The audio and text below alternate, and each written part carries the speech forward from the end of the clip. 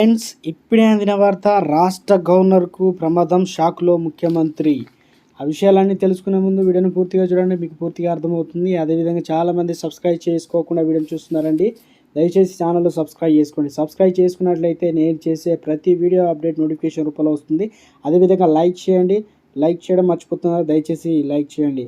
Like చేయడం వల్ల ఇటువంటి ఇంపార్టెంట్ ఇన్ఫర్మేషన్ చాలా మందికి రీచ్ చేసిన వారు అవుతాం. ఇక లేట్ చేయకుండా వివరాలకు వెళ్ళిపోదామండి. జేఎన్టీలో జరిగిన పూర్వ విద్యార్థుల సమ్మేళన కార్యక్రమంలో చేదు అనుభవం ఎదురైంది. ఈ కార్యక్రమానికి గవర్నర్ వేదికపై వెళ్తుండగా మెట్లు ఎక్కుతూ ఒక్కసారిగా కింద పడిపోయారు. అయితే తన 2 చేతులు కింద పెట్టడంతో ఆమెకు పెద్దగా దెబ్బలు తగలలేదు.